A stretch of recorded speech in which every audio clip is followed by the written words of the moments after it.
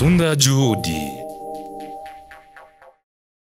Mu rugendo rudukuye mu gisagara ca Bujumbura turaza twirukanga cyane rudushikanye mu ntara ya Cibitoke komine Rugombo nagacimbira imparambo ya kabiri aho umumama yarayahezagiwe abana batatu natwebwe nka DFTV twamaze kwashika ni kimwe twasanze nitwari tuvyiteze twasanze abandi bamama bagenziwe bagiye kumushigikira tugiye kuraba uwo mumama turayivyo bamugemuriye nka DFTV nacyo muzagerageza kubura makadushitseyo mudukurikirane urugendo ruza kuba ari rurerure tuzakuba turi kumwe namwe makadushike reka tubandanye ndayo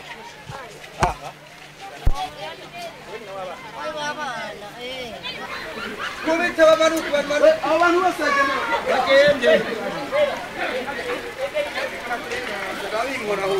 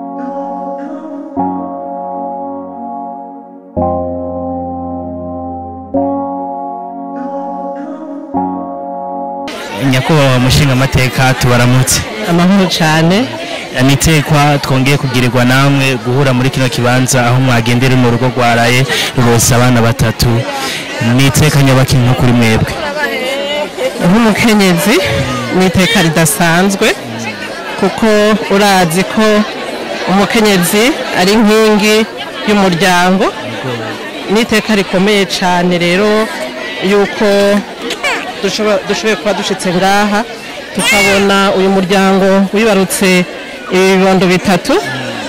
Ibibondo murazi yuko ari Uburundi bw'ejo nahazo ari Uburundi bw'ejo ibi bibondo.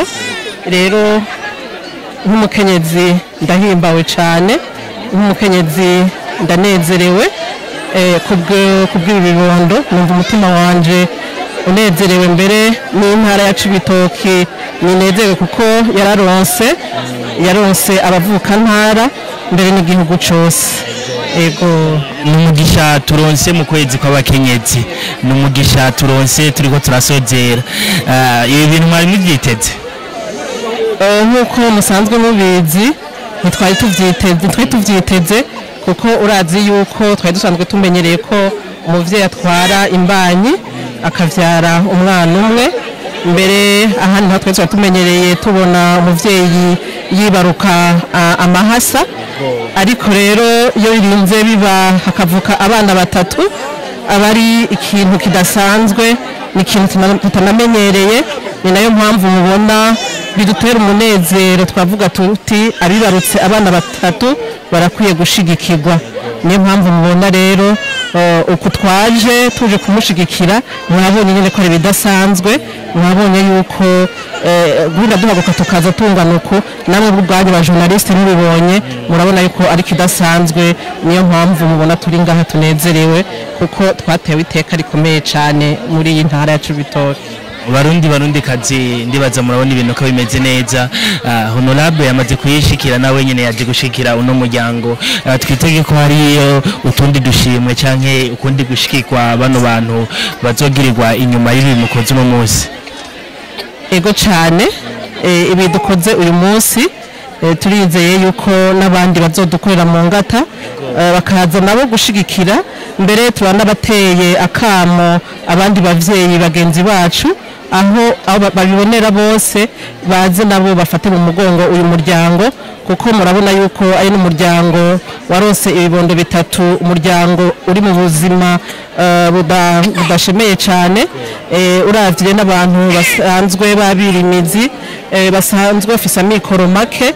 Rero nkabanteye akamo abandi bose baza kubibona kugira nabo baze bagere ikirenge mu cacu, bahashike babafate mu mugongo abavyeyi, kuko urabona ko bikenewe cyane. Mbere ubushimwe uko babivuze twabwibangikanije, ntitwaje imbokoboko, kuko urazi ko mu mico y'ikirundi ugiye kwibarutsa umuvyeyi ntugenda amaboko agaragara. Ndibaza ko mu kanya muhava mubona n'ibindi bikurikira. Ego cyane murakoze. Tubashimire, Imana isubiza aho mwakuye nyakubahwa Honorable. Murakoze cyane, namwe turabashimiye kungene mwaje kudufasha ibi birori byo kuza gukeza aba bantu. Turabateye intare kandi n'ikindi gihe muzogaruke. Mbere tunabonereho n'akanya ko kubasaba yuko mwogerageza no kuvyerekana kugira ngo n'abandi bose babibone, hanyuma nabo bagire ico bakoze ku bw'uyu muryango. Murakoze cyane. Murakoze cyane.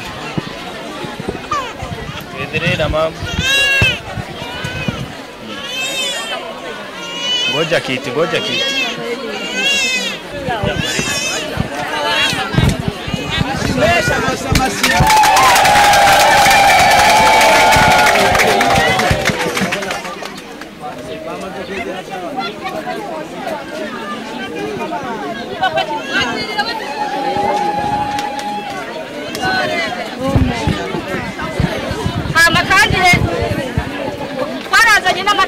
twazanye n'amata y'abana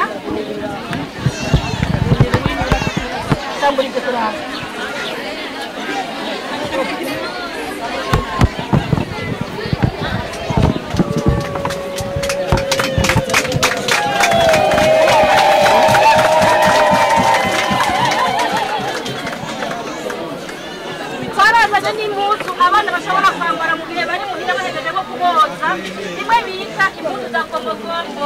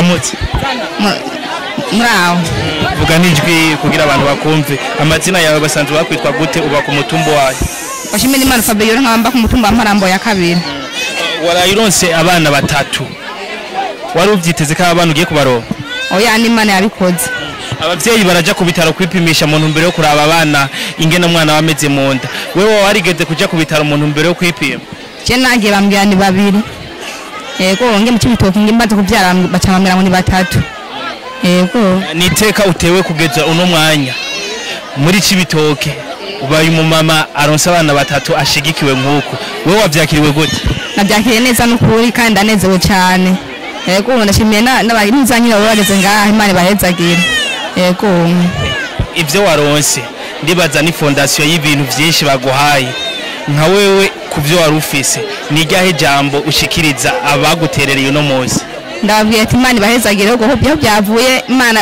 ihaduze hasubira ibindi gatatu nkako yego nubwo ati Imana bahezagire cyane urakoze cyane yego ashinga nayo tukuramutse yego basanzwe bakuzi gute we nawe basanzwe banzi ku izina rya Nyiramwiba Dieudonné nkaba nari mfise umwuga wa taxi vero ngaha muri commune Rugombo yego Atewiteka uno munsi baguhaye ikinga kubw'uruvyaro warayironse wavyakiriye gute ku ruhande rwawe mu by'ukuri ku by'urubyaro nabaye ndose ndanezerewe cyane mfise ibyishimo bimwe bidasanzwe cyane naho ubundi mbona ko iyo mutashika ntako nari kubigira ntako nari kubigenza ntako nari kubyishoboza ku bwanje urumwe mu bashinga nayo batewe iteka kuri uno munsi abakugendeye gira ijambo bashikirije abangendeye ijambo no bashikiriza mu by'ukuri Imana ibahezagire mu bikorwa byabo hama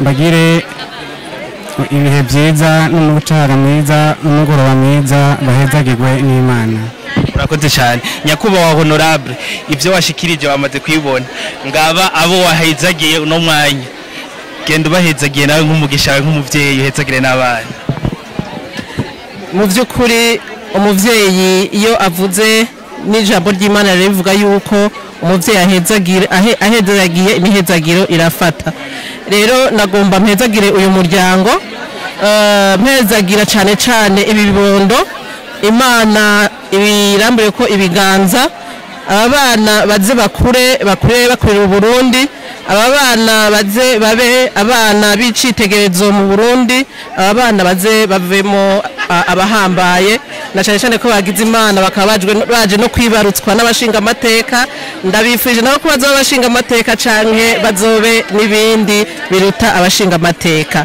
hanyuma uyu mutware nawe ikinga tumuhaye turamusabiye kugira ngo ribe ko umugisha ni aje mwibarabara aze arondere aronka hanyuma aze ateze imbere umuryango n'Imana ibidufashije nawe bimufashe turazi ko bizogenda neza cyane murakoze namwe kandi merci